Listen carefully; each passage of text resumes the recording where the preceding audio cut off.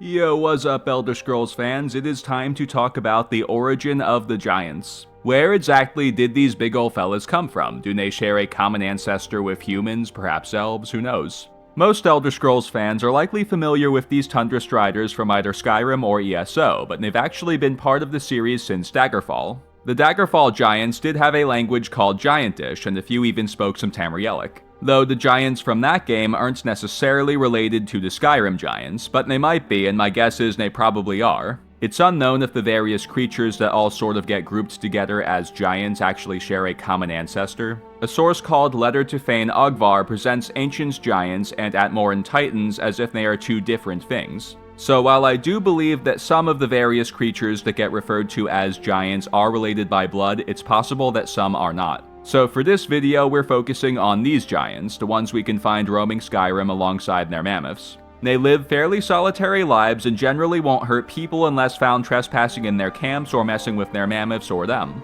They also paint rocks around their camps with swirly designs. Their designs bear a resemblance to patterns that we can find in ancient Nordic runes, so there could be ties there. They also carve on mammoth tusks and their own bodies. Now let's cover their appearance. Jonah Loeb designed Skyrim's giants to resemble his father. Then he of course added the fantasy elements to them. They're quite tall and lengthy, but not thick. Also, they have very pale white skin and pointy ears. And though they are likely humanoid, they are considered to be creatures by the game, so they are affected by animal allegiance and spriggans. So what exactly are giants? What is their origin? Well folks, I think they definitely have ties to the Wandering Elnifey. For more information about them, check out the video in the top right. So why do I believe this? Well, what do we know about the Wandering Elnifey? They were scattered throughout Nirn and were seemingly migratory. To survive that way, they would have had to learn how to live in harmony with Nirn, which would have toughened them. That sounds an awful lot like the Giants, doesn't it? And there's more. Let's talk about the quest, The Cursed Tribe. For this quest, the player has to help a tribe of orcs that have recently been targeted by giants. One of the things these giants have done is they've desecrated a nearby shrine to Malakath. So picking on a specific group of people like this is a bit more well thought out of a thing than we're used to seeing from the giants, isn't it? Maybe there's a bit more going on here than meets the eye. So why would the giants want to desecrate a shrine to Malakath? Well, Malakath was once Trinimac, the Aedra that's often credited for slaying Lorkhan, who the Wandering Elnifey were big fans of. So these giants very well may have desecrated this shrine because they inherited the Wandering Elnifey's love of Lorkhan and their hatred for Trinimac, who is now Malakath. What I have for you next fits very well with some of my other theories, so if you don't want spoilers, you may want to check out the video I carded in the top right before you proceed. And that video contains spoilers for the Skyforge video, so really I recommend starting with the Skyforge video, but a lot of people don't do that, so if you don't mind spoilers, watch them in any order, but if you do, start with the Skyforge video. Let's talk more about the 911th cow. Here young Aless wants to use giants to fight Alduin. Now, Alduin is Shor's ancient enemy. Shor is generally described as the Nordic depiction of Lorkhan, but I believe he is actually one of several fragments of Lorkhan. So this use of giants against Alduin could suggest ties to Shor. And it gets better. In the Skyrim portion of the Improved Emperor's Guide to Tamriel, the author, Flaccus Terentius, is told a story about a ghost giant that can return to Mundus due to a pact with Hircine. As some of you might know, I also believe that Hircine is a fragment of Lorkhan. Furthermore, Flaccus also has a dream where Mannimarco taunts him in the form of this ghost giant in the glow of Masser. And Skyrim's giants have a funeral site called Secunda's Kiss. Why is this relevant? Well, the moons have strong ties to these fragments of Lorkhan as well. Masser seems to be more affiliated with Shor, and Secunda seems to be more affiliated with Hircine. So, given how well these ties the giants have to Shor and Hircine fit with my other theories on the subject, I feel safe assuming that the giants are descendants of the Wandering Elnifey since they're Lorkhan's historic allies. Now we must discuss how giants are related to humans. As I just said, I believe that like humans, giants are descendants of Wandering Elnifey. But when exactly did they split into these two different things? Many Nords actually believe that giants are their ancestors and somewhere along the line Atmorans split from giants, in which case giants could actually be the closest living relative to Wandering Elnifey. Others believe that Nords and giants are both descendants of Atmorans and have evolved into two different things. And some believe that there is no genetic relation at all between giants and humans. which I of course think is false because I believe they share a common ancestor, the Wandering Elnafe. Also, the Skyrim section of the Improved Emperor's Guide to Tamriel and Giants A Discourse both make a point to note that giants do not eat humans. So why not? Perhaps that would be borderline cannibalism. Another thing we should talk about is Giantish, the skill in Daggerfall. This allows players to attempt to speak with giants, however it also works on gargoyles. Now that's awfully curious, isn't it? Are gargoyles part of this equation somehow? It's possible, but there could also be a development reason for this. Maybe Bethesda wanted to do something like this for gargoyles, but it didn't work out for some reason, like they didn't want to bother making another perk for it, so they just expanded this one. Sort of like how in Skyrim, alchemy is considered a stealth skill, which doesn't make a whole lot of sense, but there were already 6 magic skills. So it would really help us out if we knew whether or not the giants came from Atmora, wouldn't it? That would provide some perspective about their relation to humans. There are more sources that directly support the claim that they did come from Atmora than sources that imply otherwise. However, direct claims do not always make the most fun puzzles, do they? So I looked a bit deeper, and I found that there is reason to believe that the giants were always native to Tamriel. In Songs of the Return Volume 27, Sinmer's clan of giants and half-giants were seemingly already well established in Skyrim by the time Ysgramor returned with the 500 companions. Furthermore, Sinmer's clan and the companions were clearly enemies. Also remember, Letter to Thane Ogvar seemingly presents ancient giants and Atmoran titans as two different things. So we could make sense of this by assuming that proto-giants immigrated to Tamriel from Atmora sometime before the arrival of Ysgramor. However, there's another way this could add up as well. Nirn was once mostly land, but destruction caused by the War of Manifest Metaphors leveled most of the land into the ocean. There are conflicting claims about where each portion of the mortal population ended up. But given everything we know, what seems most likely to be true is that the Wandering Elnafe were left scattered on Atmora, Yakuta, and Akavir, and that the old Elnafe were left on Aldmaris. However, if one digs a bit deeper, there is actually reason to believe that some Elnafe, perhaps from both groups, were left behind on Tamriel. If so, those Elnafe could have evolved or devolved into the giants. So were any Elnafe left on Tamriel following the landmass split? There's another race of people that can help us answer that question, the Needs. For those who don't know, the Needs were a race of humans living on Tamriel in the Merethic and First Eras. However, their origins are often debated. So for the sake of time, I'm just going to cut to the chase here and tell you what the possibilities are. 1. No Elnafe were left on Tamriel following the War of Manifest Metaphors, and all non-Yakutan humans on Tamriel, including the Needs and perhaps proto-giants, originated from Atmoran immigrants starting with the people that came over with Ysgramor. 2. No Elnafe were left on Tamriel following the War of Manifest Metaphors, and all non-Yakutan humans on Tamriel, including the Needs and perhaps proto-giants, originated from Atmoran immigrants that gradually came to Tamriel over hundreds of years, starting long before Ysgramor set foot in Skyrim.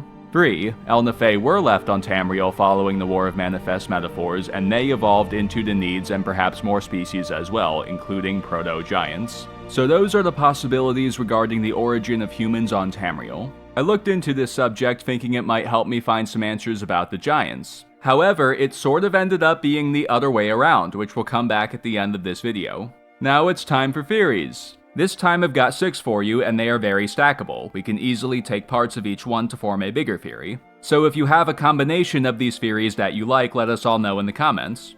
Let's start with the Eastern Atmorans. One of the ships in Ysgramor's fleet was called the Krullat Lok, and the crew of the ship was from the eastern edge of Atmora. Songs of the Return Volume 24 describes them as Sinui longfolk with ruddy complexions. The giants are Sinui longfolk as well, aren't they? So maybe they are related to these Eastern Atmorans. Perhaps sometime during the Merethic era, a large portion of these Eastern Atmorans immigrated to Tamriel and over the years evolved or devolved into the giants. However, that's not the only way we can interpret this physical similarity.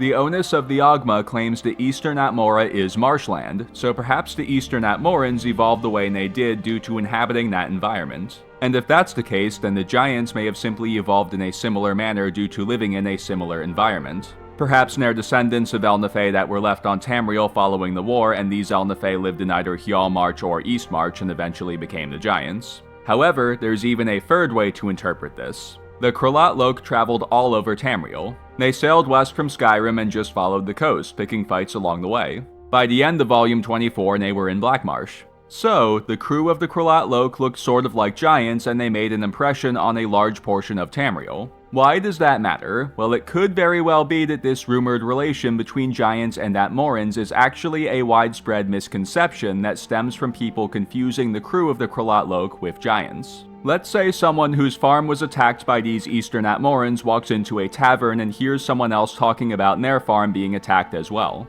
A bunch of these giant folk attacked my farm as well. Who attacked your farm? They were these Atmorans. They were tall but not thick, just lengthy. That's just what these giant folk looked like. They must be Atmorans. So you get the idea, a misconception could have started here. So these Eastern Atmorans could very well be part of the puzzle here, but there are a few ways to interpret them having physical similarities to giants, and some of which do not entail one being an ancestor to the other.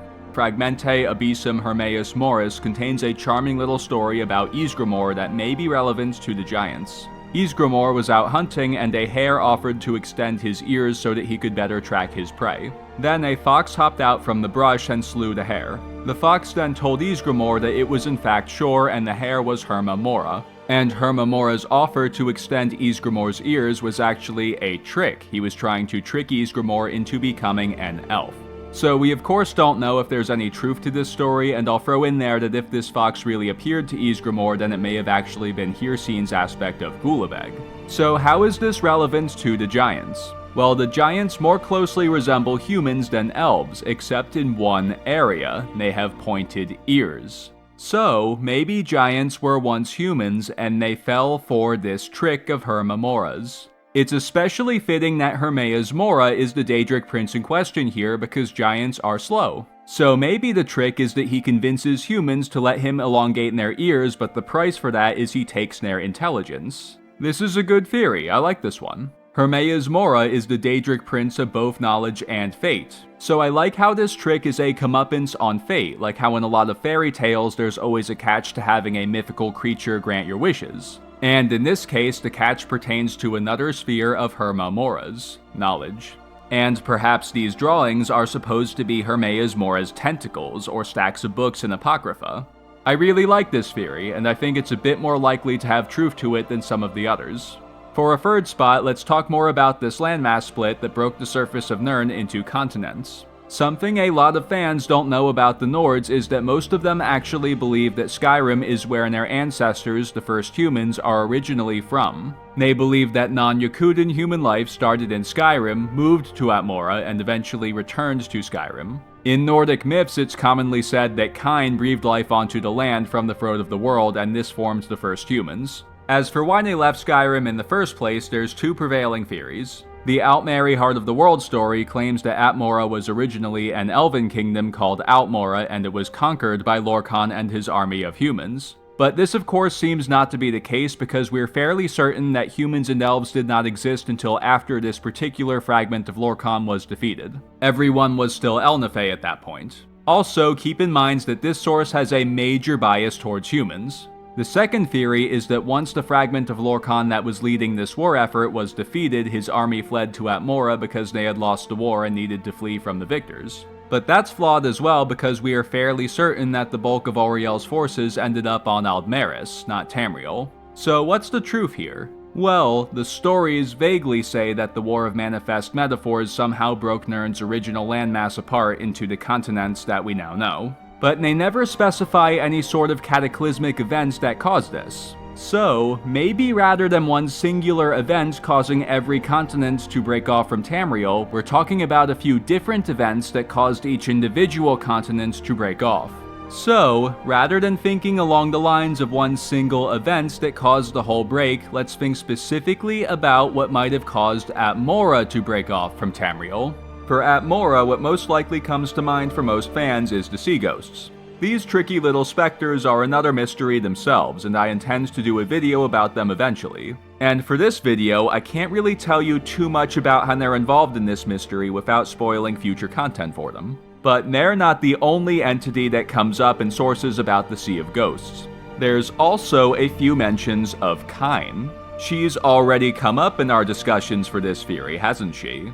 So this seems to be a promising lead. Is it possible that Kyne separated Atmora from Skyrim? Let's revisit her supposed act of creating humans. The Nords believe men were formed on this mountain when the sky breathed onto the land. They call Skyrim the throat of the world because it is where the sky exhaled on the land and formed them. Neither of these two sources actually name Kyne, they just refer to her metaphorically with the word sky. So at least part of this is a metaphor, so maybe the whole thing is a metaphor. The sky breathed onto the land. The sky exhaled on the land. Is there some kind of power associated with Kyne that one might refer to as exhaling or breathing? Yes, there is. Shouting.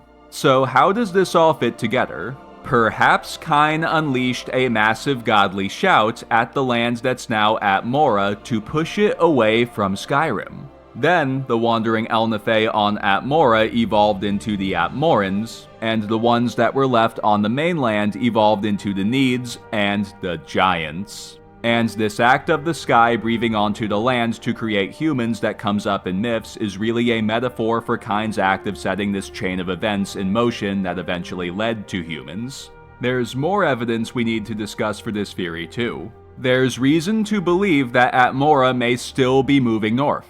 Multiple sources such as Pocket Guide to the Empire, Other Lands Atmora, and Songs of the Return Volume 19 suggest that part of the reason, if not the main reason, that Atmorans left Atmora is because it was gradually freezing. They had to leave because Atmora was on the verge of becoming uninhabitably cold. So what could cause a change in climate like that? Well, we know that on Tamriel, the further north you go, the colder it gets. So maybe Atmora is gradually getting colder because it is still drifting north due to residual effects of Kyne's mega shout. Furthermore, as time went on in the First Era, immigration from Atmora gradually became less frequent. The Pocket Guide to the Empire says that the last 2 ships with Atmoran immigrants arrived in the 68th year of the First Era, and many sailors did not survive the voyage.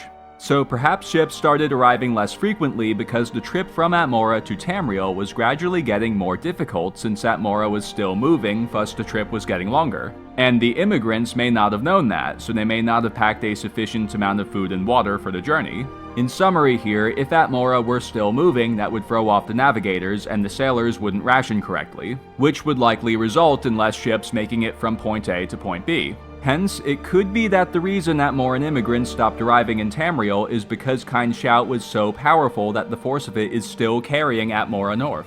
Another thing I'll throw in here is the Dwemer lockbox in Septimus Cygnus' outpost. It's a bit lopsided, and it's very unlike the Dwemer to build things imperfectly. So perhaps residual effects from Kyne's super shout are still pushing chunks of land away, including this island, and that's caused the box to shift a bit. Now, the big question we still haven't answered for this theory is why would Kyne do this? Why would she want Atmora to split from Tamriel? Well, something that I've picked up on in sources like the Pocket Guide to the Empire and the Improved Emperor's Guide to Tamriel is there's this repeated emphasis on the purity of Nordic blood. So, perhaps Kyne pushed Atmora away from Tamriel in order to prevent the wandering Elnathe that became the Atmorans from breeding with other groups. This is especially fitting considering that the Needs were known for interbreeding with non-humans, so maybe they are indeed descendants of wandering Elnathe that were left behind on Tamriel after Kyne did this. And what about the Giants? Well, assuming this theory is true, I believe that they are also descendants of wandering Elnathe that were left behind. Why? Well, you see, the Giants have something in common with one particular group of people with Nedic heritage that live nearby. And assuming this common denominator came from their common wandering Elnathe ancestors, it would explain why Kyne would want to leave that group of wandering Elnathe behind. So what is this common denominator? It's worshipping Hircine. As we discussed earlier, the Giants seem to be fans of Hircine, and the Reachmen, who have Nedic heritage and live nearby to a lot of regions known to have giants, also worship Hircine. Those of you that have seen my video about Hircine's origin might see how this fits extremely well with a lot of the theories I presented in there. To avoid spoilers for the rest of you, I'll just say that Kyne does not like Hircine. So perhaps Kyne somehow organized the wandering Elnathe in such a way that resulted in only the ones that had no loyalty to Hircine ending up on Atmora. I mean, the Altmeri Heart of the World story claims that towards the end of the war, a large portion of the wandering Elnathe troops were being led south, away from Atmora. So maybe she took this opportunity to send the ones that she wanted to away from the mainland. And how exactly would the wandering Elnathae that got left behind eventually split into the Needs and Giants? Well, we can easily stack this with another theory, like let's say Hermaeus Mora's trick, or one of the others that I haven't presented to you yet. Let's continue with this focus on interbreeding for the next theory. Could the Giants be the product of a wandering Elnathae-derived species like Needs or maybe Eastern Atmorans interbreeding with another race? Sure, and I have a guess as to what this other race might have been, the Snow Elves. I mean, look, pale white skin, pointed ears, and blue eyes. Gelebor has the same features. Furthermore, we need to talk about ESO's giantesses, matriarchs Runa and Aldous. They both have abilities pertaining to frost magic, such as summoning Laemenids, which are frost-based Nereids. And I'm thinking that these Laemenids could have ties to the Snow Elves as well. No one really knows what the Ancient Falmer's racial bonuses are, but it seems logical that they would have some natural skill with frost magic. However, there is a flaw with the Giants having Snow Elven heritage. According to Gelebor, the Ancient Falmer worshipped Trinimac. And remember, the Giants seem to dislike Trinimac. But it is possible that they simply did not inherit the Snow Elven view of this particular god, or maybe they just abandoned this religion for some reason. Perhaps the Proto-Giants were cast out from Snow Elven society, or maybe they chose to leave, thus also abandoning their religion. Another reason I like the idea that the Giants are the product of interbreeding is because it can explain the various breeds of Giants as well. The Daggerfall Giants had darker skin and these tusk-like things here. The two Giantesses we just talked about each live in northwestern parts of Tamriel as well, and they have darker skin too. So perhaps these Giants have some Orsimer heritage. And the Sea Giants could have ties to the Meomer or even maybe the left-handed elves. And what about Frost Giants? Well, they've got white fur and have 2 rows of eyes, so perhaps a wizard somehow artificially combined humans with frost trolls to make Frost Giants. Yeah, that. So this breeding theory is another good one, and it could easily be stacked with some other theories. Now it's time to bring up the Dwemer. Fans have long speculated that the Dwemer had some sort of relationship with the Giants. In fact, in Morrowind, Hasfad and Tabalas suggest that the name Dwarves is derived in fable from the affectionate regard of the giant races for their little Dwemer friends. Also, one can find a giant living down in the ruins of Blackreach. It seems that the Giants had some sort of relationship with the Dwemer, so could the Dwemer have something to do with this mystery? Perhaps. There's a video from another YouTuber that we should talk about here. A few years ago, the Epic Nate did a video where he tried to figure out just what happened to the Snow Elves that turned them into the Falmer that we know from Skyrim. I linked it in the top right and I recommend you check it out, it's a great video. So in that video, Nate presented a fascinating theory about the Falmer, and I believe he is correct. What seems to have happened is the Dwemer attempted to do something to the Snow Elves involving tonal architecture. But whatever it was they were trying to do to the poor Snow Elves, it didn't work as expected. It turns them into the Falmer that we know from exploring Skyrim's deep caverns. So I believe that the Epic Nate made a huge discovery here. I think we now have to consider that many of the unusual creatures we can find out in the Elder Scrolls universe could be the result of a tonal phenomenon, including giants, wismothers, reeklings, and many more. So could it be that the Giants are the result of a previous tonal experiment gone wrong? And was this quote-unquote friendship between them and the Dwemer really just the Dwemer keeping tabs on them to collect data? Well, I definitely think there's more to this relationship than friendship, because the Dwemer didn't really do friendship, they were emotionally numb. But there are other reasons that they could have had an academic interest in the Giants rather than just this tonal experiment gone wrong theory. Like maybe the interbreeding theory is correct and the Dwemer were just studying the genetics of the Giants. Or we could go a step further and assume that these Giants are indeed the result of Eastern Atmorans interbreeding with Snow Elves, and the Dwemer were studying them because they thought their genetics could hold the answer to fixing the Falmer. So this is a decent theory, and I think the Epic Nate's discovery here is grounds for many more discussions. But in regards to the Giants, I don't think there's quite as much to go on for this one as opposed to some of the other theories. The final theory we're going to talk about here contains spoilers from my video about the 6 walking ways. So if you want to check that one out first, it is linked in the top right. Something I noted in studying giant camps is they're always roughly round. And the painted rocks are often placed in such a way to make circles, frequently with a campfire or something else in the middle, sort of resembling a wheel. So, could these round formations be the Giants' attempts to make pocket realms? For those who haven't seen the 6 Walking Ways video, I believe that pocket realms are created by beings that have achieved the second walking way, the Psijic endeavor, which in a nutshell is embracing skepticism, the belief that absolute certainty is impossible. And to do that, one must comprehend 2 supernatural concepts, the wheel and the tower. And to make pocket realms, one must first clear the Psijic endeavor, then they must make a wheel, or at least that's my theory on the subject. So maybe that's exactly what the Giants are trying to do with these round formations. Also, these swirls could be meant to look like spinning wheels, and these dash designs here could be meant to look like towers. So if we are on the right track here, what does that mean about the origin of the Giants? Well, maybe the proto-giants transformed into the big old slow fellas that we know now due to some bizarre complication from attempting the Psijic endeavor. After all, it is a transformative process. One certainly is not the same as they were before after attempting it.